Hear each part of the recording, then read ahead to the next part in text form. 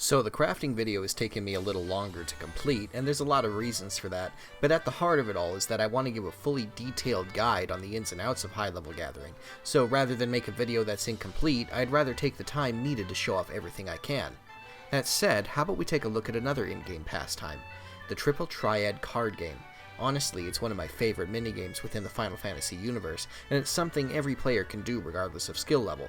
So with that, let's take a look at how to gamble Final Fantasy style.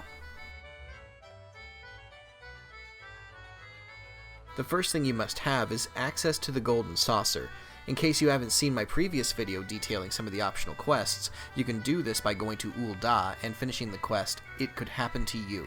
The Golden Saucer is a hub that allows you to earn cosmetic items and collectibles for currency, most of which are earned through luck and minigames.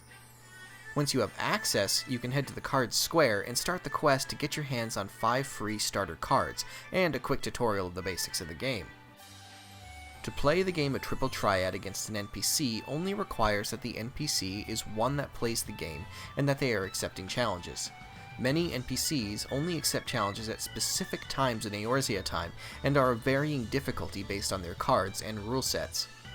The point of the game is to beat the NPCs to get a chance at collecting one or more of the rare cards that they offer. This reward isn't always given, so you may have to win multiple times to get the cards you want. Once they accept the challenge, you will be able to select one of your chosen decks, or click the Recommended Cards button for the game to select the best deck for you.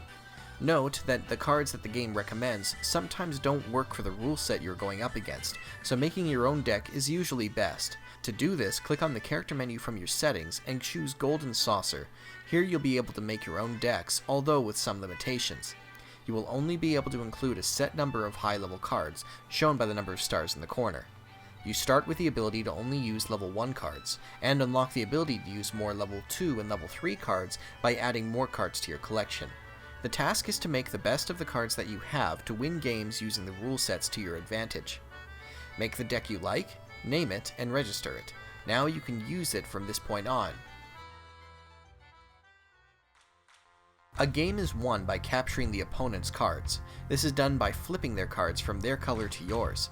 Each card has 4 numbers on them, one on each side, ranging from 1 to 9 and also the letter A. When 2 cards are placed next to each other, the sides of the cards that touch have their numbers compared. The higher number wins, forcing the lower card number to flip. A is higher than all numbers. However, matching numbers or matching A's do not flip each other unless the rules say so. So in basic terms, you place the higher number sides in places they cannot be flipped, and also flip enemy cards by having higher numbers in the sides that they have. Building a balanced deck often requires using cards that are strong on one side but weak on others, and taking advantage of positioning on the board. This is the most basic form of play, but there are several rule sets which can change the way you play, and even make normally useless or weak cards some of the best. The rule sets are Sudden Death, Order, Chaos, Reverse, Fallen Ace, Ascension, Descension, Swap, Same, Plus, and Random.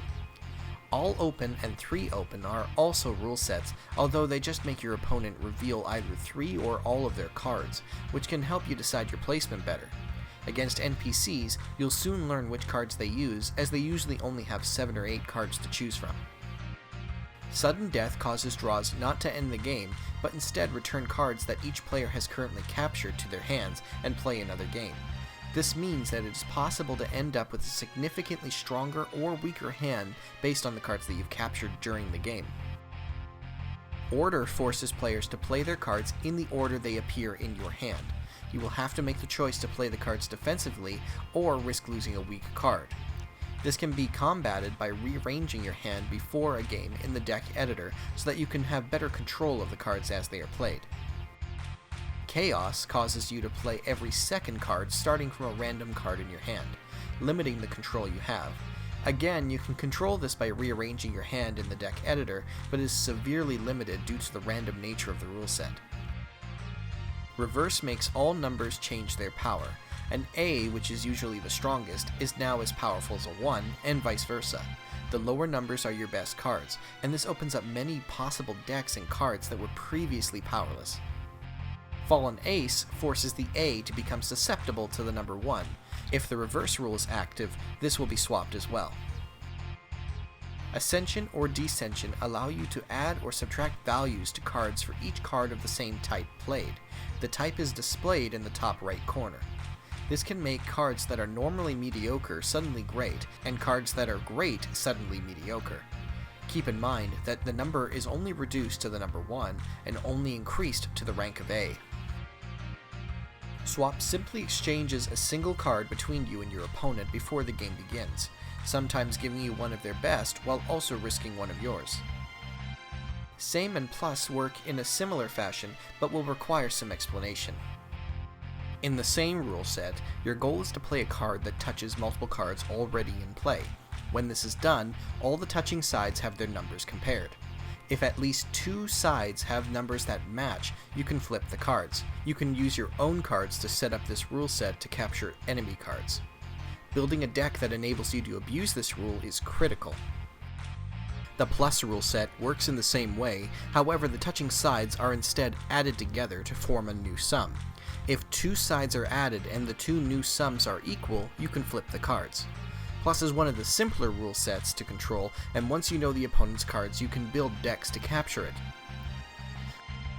Same and Plus can also trigger combos, which allow you to flip even more cards in one turn.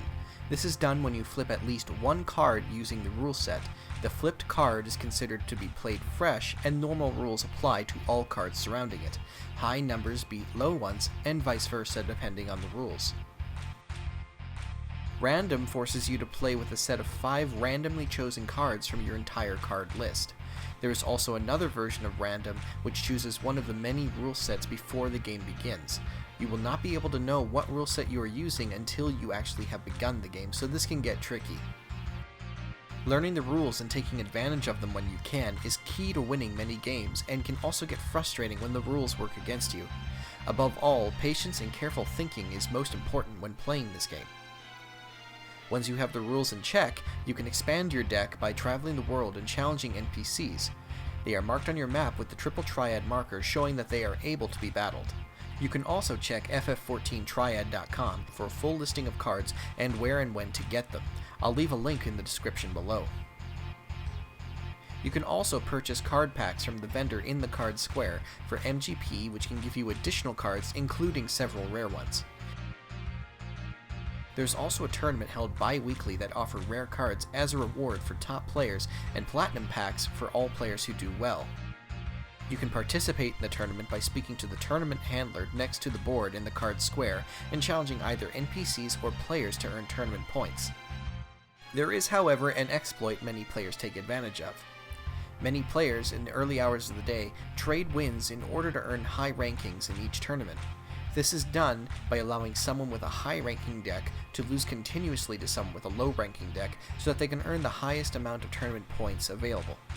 Many times you will see players with high rankings that seem unbeatable, and in a lot of ways they are.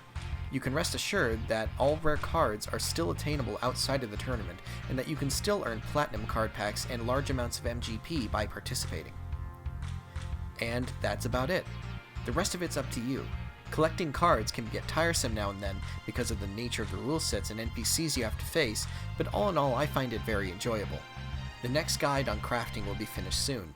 Until then, I hope you find this useful, and if you haven't seen the last video covering the basics of gathering and crafting classes, be sure to check it out, or you can click here to start at the beginning.